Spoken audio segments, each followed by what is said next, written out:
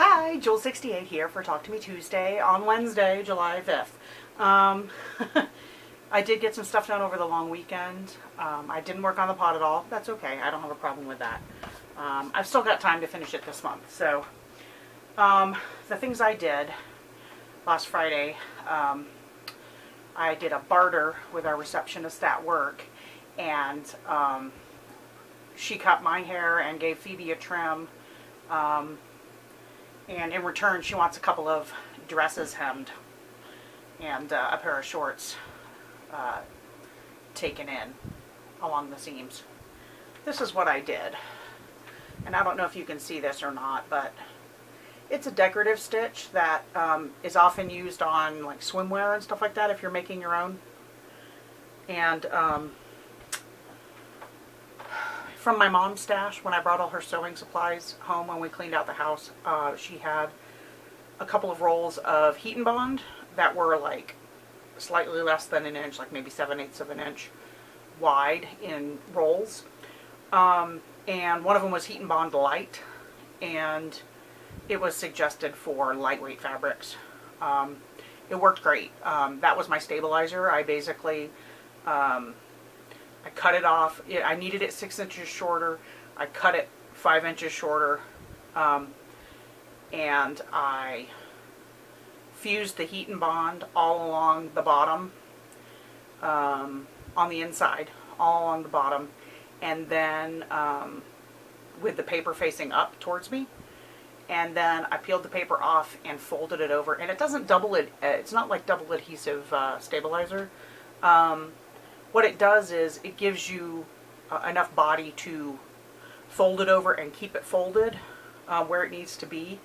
And then you can stitch it down, and then, you know, when you stretch it or whatever, it just completely starts to come apart. So it's great because it's nice and soft. It has a very soft hand. It's not stiff like some of the fusibles are.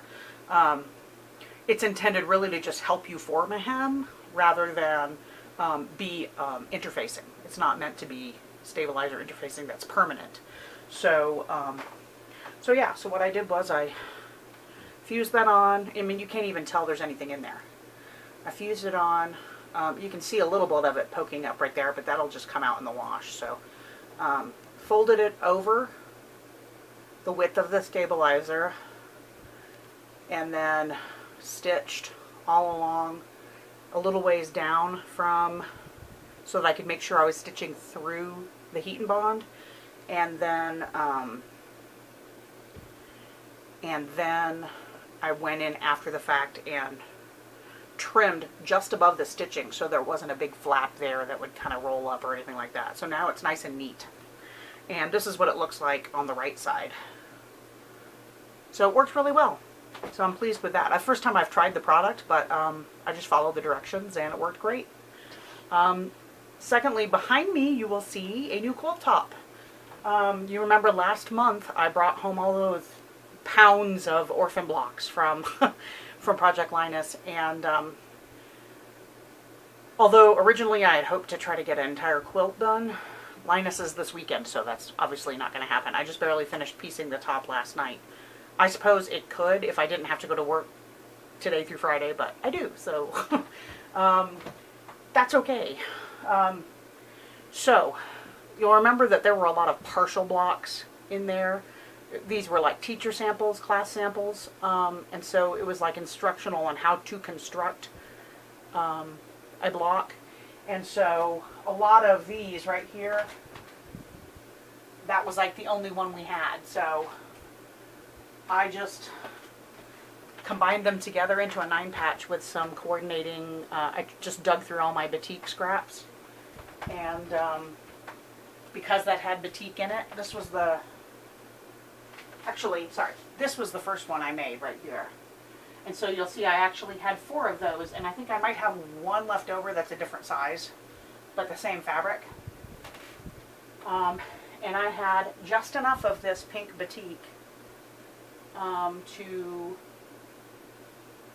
fill in the 9-patch, and I thought it contrasted really well.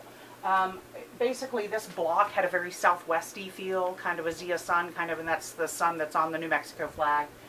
It's a very southwesty feel, And so I tried to coordinate with colors that went with the colors in the pieces that were already made. I tried to stick with batiks to fill in, just to kind of make that be sort of the theme, bringing it all together. And then this one in particular was fun because these blocks were just 4 separate blocks. But they were the exact same block. They were clearly intended to be used in the same quilt. Someone was teaching a class probably in how to construct that quilt. And I just pieced them together into the block. So regardless of the fact that the colors, you know, weren't the same fabrics. So, and I think it worked out really well.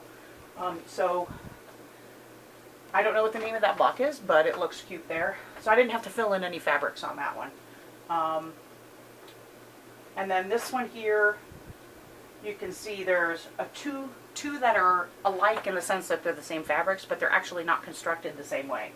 This is using 2-inch strips. This is using smaller strips. And then this was just different fabrics, but they kind of went together. I filled in with leftover fabric from the X-Files quilt. Right here. Whoops. And then the final one down here is just constructed of 4 orphan blocks that I felt like there wasn't very much green in the quilt yet, so I decided it needed a little more green, and I just tried to pull in some of the same colors even though the blocks were very different. I tried to pull in some of the same colors, and then this one right here, you'll recognize this fabric because I just used it in one of the Linus quilts recently. These 4 corners were actually, it was a single block. I want to say it was maybe 10.5 inches. And rather than do like I did down here, because I was trying to make it a little different, I just cut the block into 4ths and added fabric to make it a bigger block. So again, just batiks from my stash.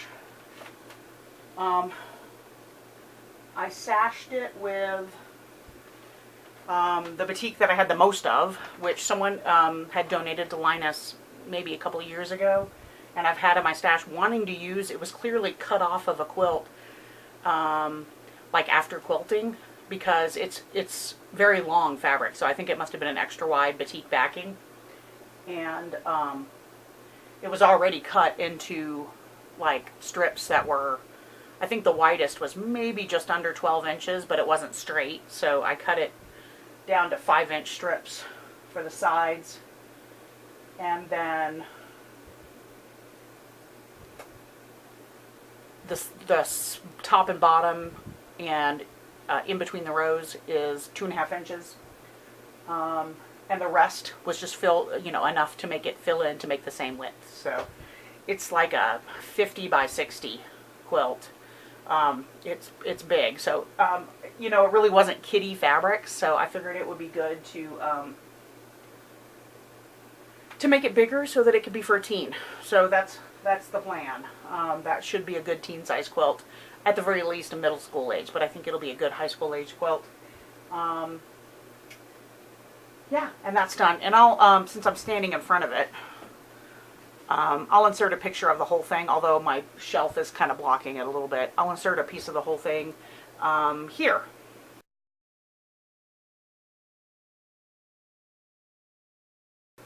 Yeah, and that's all that's going on.